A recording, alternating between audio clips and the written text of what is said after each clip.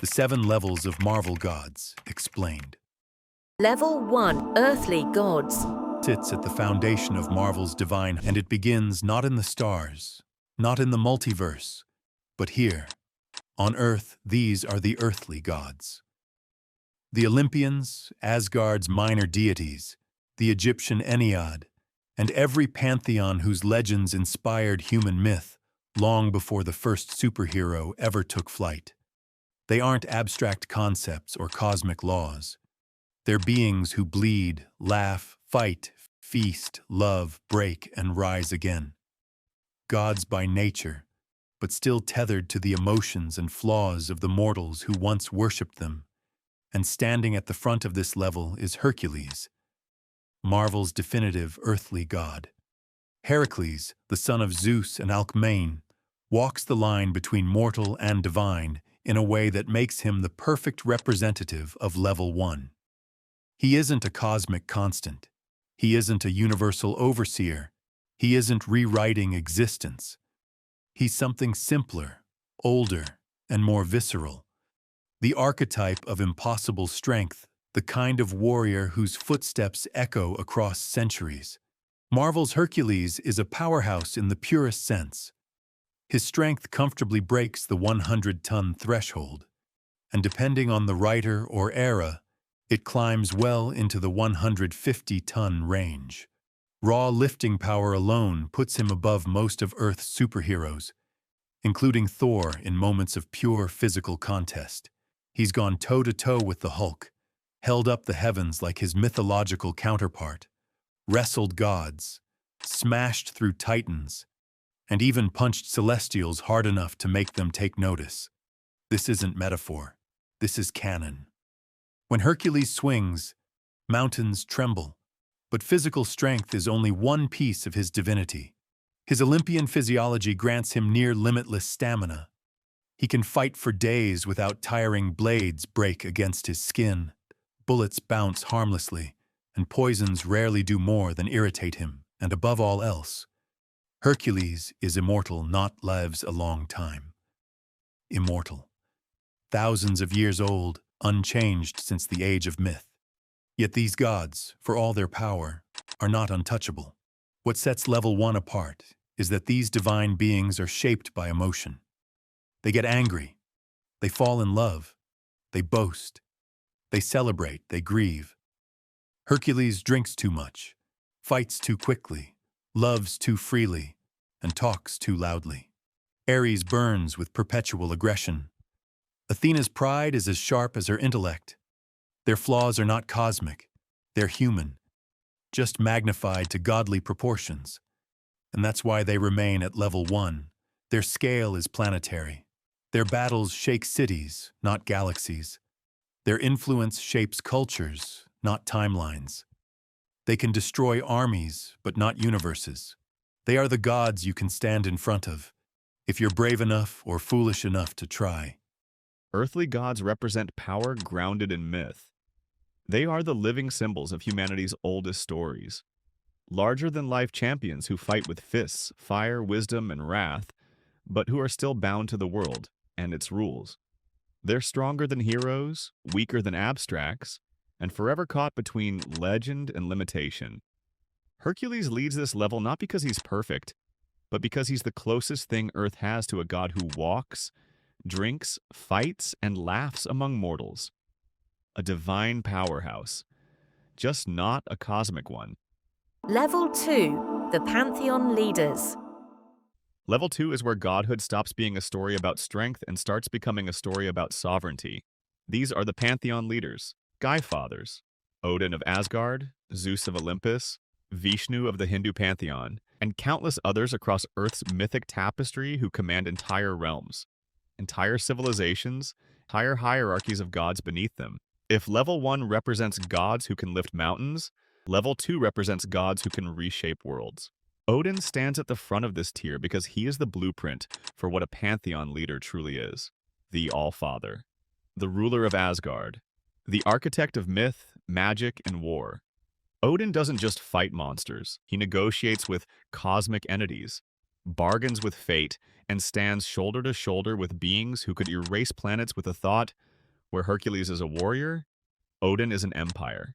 The key to Odin's power is the Odin Force, an ancient reservoir of cosmic magic that makes his strength, intellect, and mystical abilities operate on a scale far beyond any earthly god. With it, he can project energy strong enough to destroy galaxies, manipulate matter down to fundamental particles, read minds across worlds, and even bend time itself. When Odin chooses to unleash the full might of the Odin Force, he can battle cosmic titans like Galactus not as a victim, but as an equal, even forcing the devourer of worlds to retreat, one of the few beings capable of doing so. But physical feats only tell part of the story. Skyfathers command the spiritual, political, and metaphysical infrastructure of their realms. Odin isn't just a king of warriors. He is the guarantor of the 9 realms, their protector, their judge, and their executioner.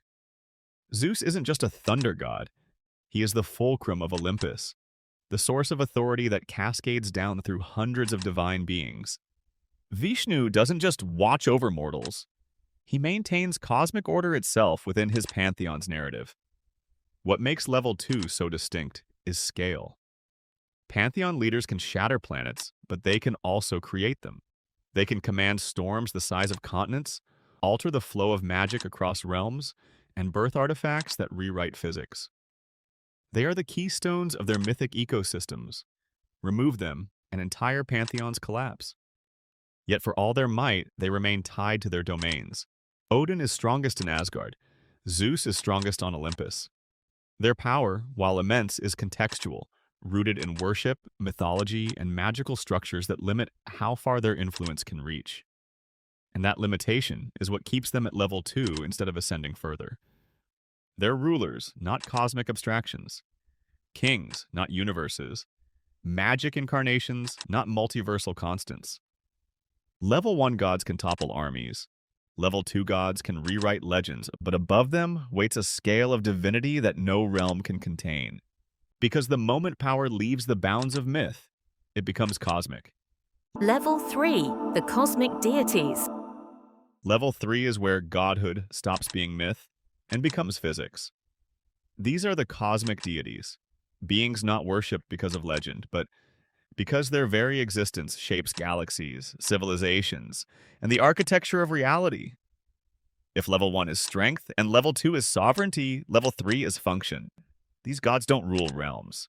They maintain the universe. And no being embodies this level more perfectly than Galactus, the devourer of worlds.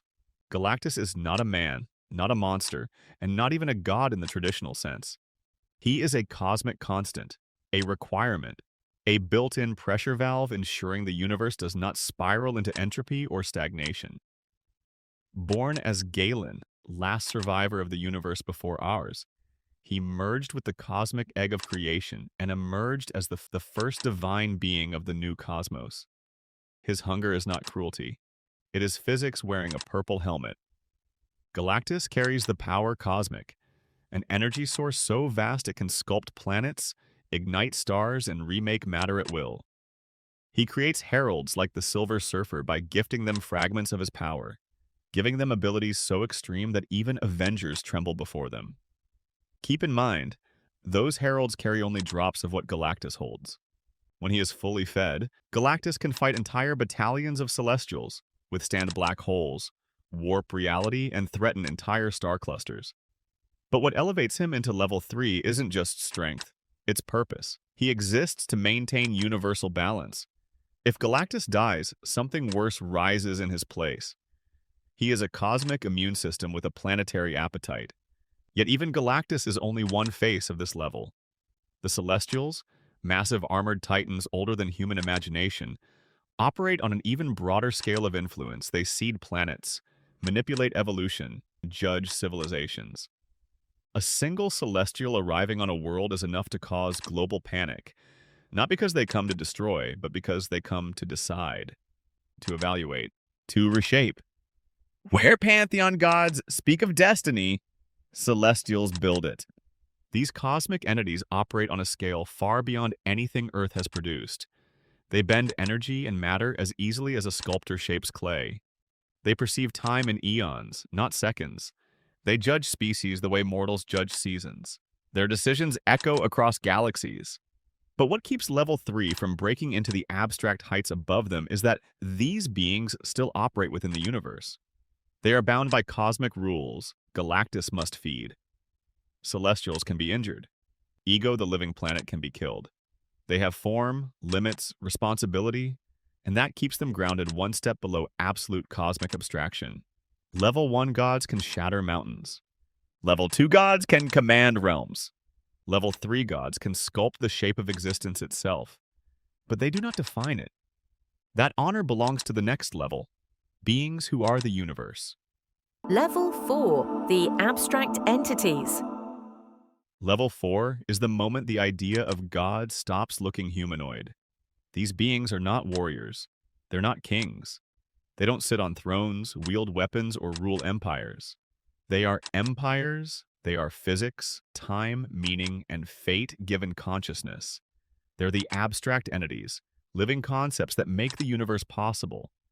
At this level, divinity is no longer measured in strength or magic. It's measured in scope. And at the center of this level stands eternity, the embodiment of the Marvel universe itself. Eternity isn't in the universe. He is the universe.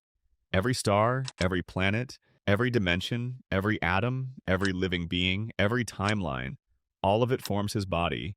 When eternity speaks, entire realities tremble. When he grieves, supernovas burst. When he is threatened, the universe itself enters crisis. If Galactus is a cosmic function, eternity is the cosmic operating system. Eternity's power isn't about feats, it's about authority. He can rewrite physics, alter time, resurrect worlds, or collapse galaxies back into primordial chaos. With a thought, he sees every moment at once. He exists everywhere simultaneously. He perceives threats not as individuals, but as distortions in his own being. He doesn't fight villains, he fights principles. Entropy, imbalance, metaphysical corruption. And he is not alone. His counterpart, Infinity, represents the totality of time, the endless forward motion of existence.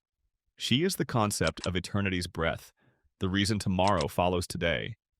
Death is the end of all things, the quiet tide that pulls everything back into stillness when its time is done. Thanos' obsession with her isn't romance. It's worship of a force that stands equal to life and order. Oblivion is the infinite void, the nothingness that surrounds and predates existence itself. Where eternity is the universe's presence, oblivion is its absence. Both are required. Both define each other. These beings don't fight in the way mortals understand. They clash in metaphysical storms that rewrite existence. They debate in cosmic language. Their wars are waged on the fabric of reality itself. But despite all this, level 4 beings have limits. And that's what keeps them here instead of ascending higher. They are bound to one universe, one set of timelines, one cosmic ecosystem. There are infinite versions of eternity, one per universe in the multiverse. One eternity can be wounded, imprisoned, or even temporarily destroyed, but only within the boundaries of its own reality. The multiverse carries countless reflections of these abstracts. And above all of them sits a higher judge. Level 1 gods punch mountains. Level 2 gods rule myths. Level 3 gods shape galaxies. Level 4 gods are the universe, but they are not the final authority. There exists a power that watches over all eternities, over all universes, over all cosmic laws, and judges them. That's where we go next. Level 5, the multiversal powers. Level 5 is where we leave the universe behind. Not metaphorically, literally. This is the level where power extends beyond any single cosmos, any singular reality, any timeline or dimension. This is where beings don't operate within creation. They operate over it. Here, one entity reigns supreme, the living tribunal. If eternity is one universe, the tribunal is all universes at once. Every timeline, every variant, every divergent reality. He sees them, judges them, and balances them. He doesn't protect worlds. He protects existence as a structure. The tribunal's form is symbolic. 3 faces, each representing a principle required for a multiverse to function. Equity, the measure of fairness. Necessity, the weight of what must be. Vengeance, the inevitable consequence of imbalance. The fourth side of his head is covered, the face of the one above all, the only being whose authority eclipses his. Where level 4 abstracts are conceptual manifestation, the tribunal is judicial, will made manifest. His power is absolute within the multiverse. He doesn't negotiate. He doesn't ask. He simply rules. And his rulings are not symbolic. He has erased entire universes because they posed a threat to the balance of creation. He has nullified cosmic weapons, punished godlike entities, and intervened in crises so massive that existence itself was at stake. During the Infinity Gauntlet saga, Thanos wielded 6 Infinity Stones, ultimate power over his universe. He annihilated billions. He rewrote matter. He controlled time. The Living Tribunal looked at him and did nothing. Not because Thanos was too strong, but because the Tribunal saw it as a local issue, a single universe's problem. But when Adam Warlock attempted to wield the gauntlet to reshape reality itself, the Tribunal intervened instantly. He shut down the Infinity Stones across the multiverse. He decided their combined power was too dangerous, and with a single command, rewrote their functionality. That's the scale of level 5, but even here there are limits. And those limits define this level. Despite his unimaginable authority, the Tribunal is not omnipotent.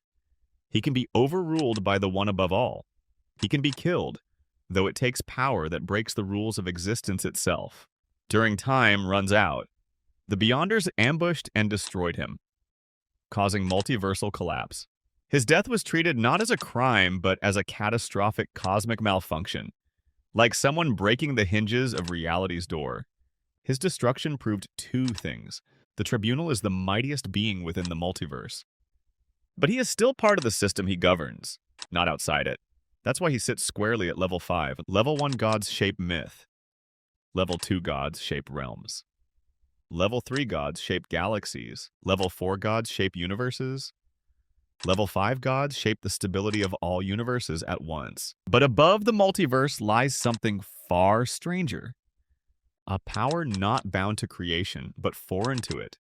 A power that breaks the hierarchy entirely. Level 6, the Omniversal Forces. Level 6 is where the Marvel hierarchy stops making sense. It's the level where cosmic power becomes an understatement, where multiversal isn't enough, and where even the Living Tribunal, the judge of all existence, becomes a footnote. This is the tier of omniversal forces, beings who exist outside the entire structure of Marvel reality, not above one universe, not above infinite universes, above the idea of universes. And the perfect emblem of this chaos is the pre-retcon Beyonder, the most overpowered character Marvel ever allowed to exist. The Beyonder wasn't born in the Marvel multiverse. He didn't evolve within it. He didn't climb the cosmic ladder. He existed in a completely separate dimension, a realm so vast that the entire Marvel multiverse was described as a single drop inside it. The Beyonder was the sea around that drop, a being whose existence dwarfed everything Marvel had ever created. When he first noticed the Marvel universe, it was like a curious child noticing an ant colony. Not malicious, not heroic, just interested. And that interest nearly ended reality. The moment the Beyonder reached into Marvel's multiverse, the rules broke. He casually moved heroes and villains like pieces on a board, creating Battleworld for his own amusement. With a thought, he killed the entire cast of Marvel's greatest legends, and seconds later, resurrected them. He reshaped matter, rewrote natural laws, and erased cosmic entities from existence simply to test ideas. Galactus, the Celestials, Eternity, Infinity, beings who operate on universal and cosmic laws, were nothing to him. They attacked him. He didn't fight back. He simply ignored them because their power was too small to matter. Even the Living Tribunal, the supreme judge of all multiversal reality, had no authority over him. The Infinity Stones? Irrelevant. They work inside universes. The Beyonder was from outside them. Dr. Doom once stole a fraction of the Beyonder's power and described it as having control over the force of millions of universes. And that was only the stolen portion. The real Beyonder was beyond numbers. But power of this magnitude comes with tragedy. The Beyonder didn't understand humanity, or limitation, or consequence. He was omnipotent without context, a god without wisdom, a creator without purpose. His attempts to join the universe resulted in disaster every time. Not because he was evil, but because he was fundamentally incompatible with existence. And that's why he sits at level 6 instead of the final tier. He wasn't the creator, he wasn't the source, he wasn't the highest power. He was simply the strongest intruder Marvel ever conceived. Eventually, Marvel retconned him into something smaller, because his original form broke the cosmology too hard to maintain. But pre-retcon Beyonder remains the clearest example of omniversal power. Something greater than multiversal law, immune to cosmic judgment, and capable of unraveling everything with a passing thought. Level 1 gods lift mountains. Level 2 gods rule realms. Level 3 gods shape galaxies. Level 4 gods are universes. Level 5 gods judge infinite realities. Level 6 gods break the system itself. But even the Beyonder bows to one final power, the source of all creation, the top of every hierarchy. Level 7, the Supreme Being. Level 7 is the end of the hierarchy, the top of the mountain, the final rung in the divine ladder. You could stack every Skyfather, every Celestial, every cosmic abstract, every multiversal judge, and every Beyonder into a single tower of power. And they would still stand infinitely below the being who exists at this level. Because level 7 is not a character. It's not a god. It's not a villain, concept, or cosmic force. Level 7 is the source, the fountainhead of all creation, the author behind the page, the one above all. The one above all is not the strongest being in Marvel. He is the reason strength exists. He is not the ruler of the multiverse. He is the one who created the multiverse. Every universe, every eternity, every tribunal, every cosmic law, every particle of existence, all of it flows from his will. He is omnipotent, omniscient, omnipresent. Not figuratively, literally. Most gods affect worlds. Some affect galaxies, a few affect universes. The tribunal affects infinite universes. The Beyonder affects existence from beyond existence, but only the one above all affects everything. He appears rarely, and when he does, it's never as a glowing titan or a cosmic storm. He appears as Jack Kirby, as a gentle voice, as a quiet presence between panels. Because his true form cannot be perceived. Characters don't fight him. They don't battle him. They don't even defy him. The one above all exists so far beyond conflict that he simply is. He is the breath behind creation, the hand that paints the stars, the light that breaks the darkness, the reason there is anything instead of nothing. Even the living tribunal, Bai, the judge of infinite universes, kneels before him. The tribunal does not make laws. He enforces the laws written by the one above all. And when the tribunal was killed by the Beyonders, the only reason existence survived was because the one above all permitted it. His will is the load-bearing wall of reality. The one above all is also the only being in Marvel whose power is not measured.